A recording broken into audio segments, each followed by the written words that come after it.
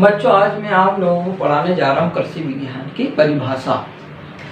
कृषि विज्ञान की परिभाषा हम देखेंगे कि क्या परिभाषा है इसकी और क्या इसके अर्थ निकलता है।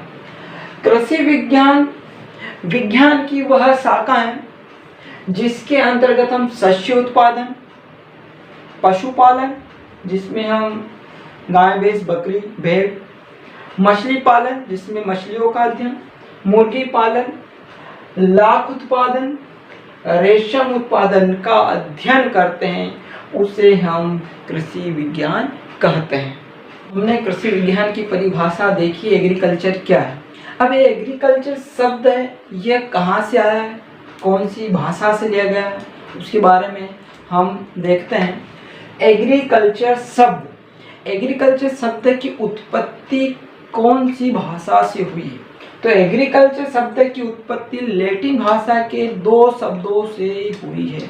लैटिन भाषा 2 शब्द, जिस प्रकार से हमारी हिंदी भाषा होती है, इंग्लिश भाषा होती है, उर्दू भाषा होती है, उसी प्रकार से लैटिन भाषा भी होती है। उसी भाषा से एग्रीकल्चर शब्द बना है, उसी भाषा से एग्रीकल्चर शब्द की उत्पत्ति हुई है। तो लैटिन भाषा के 2 शब्दों से मिलकर एग्रीकल्चर बना है। तो एग्रीकल्चर में देखते हैं तो सबसे पहली जो शब्द है वो अगेर है और दूसरा जो शब्द है वो कल्चरा है। अगेर का अर्थ हम देखेंगे तो उसका अर्थ होता है मिट्टी, और कल्चरा का अर्थ देखते हैं, उसका अर्थ होता है गुड़ाई, जुताई। जिस प्रकार से किसान खेत में मिट्टी सबसे पहले आता है, तो मिट्टी होती है, उस मिट्टी में किसान खेत की गुड़ाई करता है, उसको फसल को बोने से पहले उसमें हल चलाकर पपड़ी को तोड़ता है, जुताई करता है, वह कार्य करता है। इसी का अर्थ होता है एग्रीकल्चर।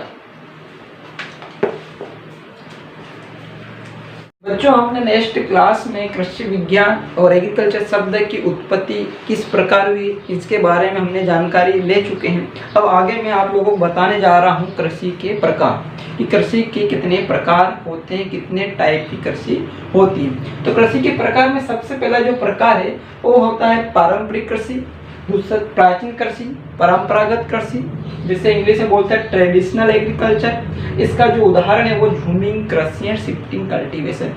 पारंपरिक कृषि का कहने का अर्थ है, प्राचीन कृषि या ट्रेडिशनल कृषि का मतलब होता है कि प्राचीन समय, पुराने जमाने में जो कृषि खेती की जाती थी उससे ही हम पारंपरिक कृषि कहते हैं। उस समय किसानों के पास में न तो किसी प्रकार के औजार हुआ करते थे, कुछ नहीं होते थे, सीधे आदि मानव सिर्फ खेती करना सीख ही रहे थे। उस समय की कृषि की बात हम कर रहे हैं, तो उसमें झूमिंग कृषि की बात करेंगे। उदाहरण देखते हैं तो झूमिंग कृषि जिसको बोलते हैं शिफ्टिंग कल्टीवेशन। इसमें उस समय के जो किसान होते थे उनके पास में साधन नहीं होते थे जुताई करने के, तो उनके वो झूमिंग कृषि करते थे। यह खेती अधिकतर उत्तर पूर्वी राज्यों में की जाती है। उत्तर पूर्वी राज्य मतलब कि असम के जो है, अपने भारत के नक्शे में आप देखोगे तो इधर वाला जो है भारत के नक्शे में, ये इधर वाला जो पोर्शन दिख रहा है, ये इधर वाला जो पोर्शन, ये उत्तर पूर्वी कहलाता है। इधर के राज्यों में झूमिंग कृषि की जाती, तो वर्तमान में जो अभी भी यह वाली खेती का प्रचलन है। इसमें क्या करते हैं कि किसान जो होता है, एक जंगल इलाका होता है, जंगली इलाके में वहाँ पर पेड़ पौधों काट कर वहाँ पर ये खेती की जाती है। वहाँ पर ये खेती 4 से 5 साल तक लगातार की जाती है, और उसके बाद में इस खेती को फसल लेने के बाद में 4 साल तक वहाँ पर क्या उपजाऊ क्षमता मिट्टी की कम हो जाती है।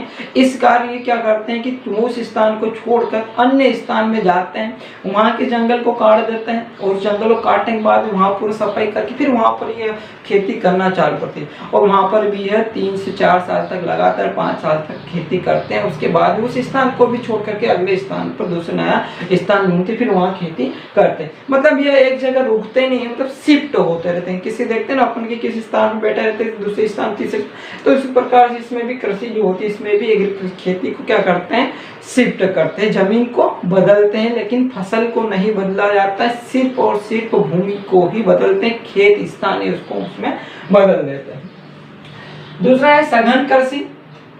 एग्रीकल्चर के प्रकार सघन है या गहन कृषि, जिसको इंग्लिश बोलते हैं इंटेंसिव एग्रीकल्चर। इंटेंसिव का अर्थ, सघन का अर्थ होता है मतलब पास पास में फसलों को ज्यादा ही, एक खेत है उस खेत में एक निश्चित एरिया में ही फसलों की संख्या को बढ़ा देना ताकि किसान को उपज की अधिक मात्रा प्राप्त हो सके। इसलिए इसमें इंटेंसिव एग्रीकल्चर में देखते हैं बहुफसलीय कृषि प्रणाली। और दूसरा उदाहरण इसका अंतः फसली। बहुफसलीय कृषि प्रणाली में किसान क्या करता है कि एक ही वर्ष में और एक ही खेत में, खेत एक ही होता है और वर्ष भी एक ही होता है, उसी एक साल में उसी एक खेत में। जिस प्रकार से हमारे पास में ये एक खेत है, इस एक खेत में और साल एक है, एक वर्ष में इसमें एक फसल न लगा करके दो या दो से अधिक फसल लगाते हैं और लगा करके उस खेत में सघन किया जाता है और उससे किसान अधिक उपज प्राप्त करता है, उससे हम बहुफसली कृषि कहते हैं। दूसरा होता है अंतः फसली।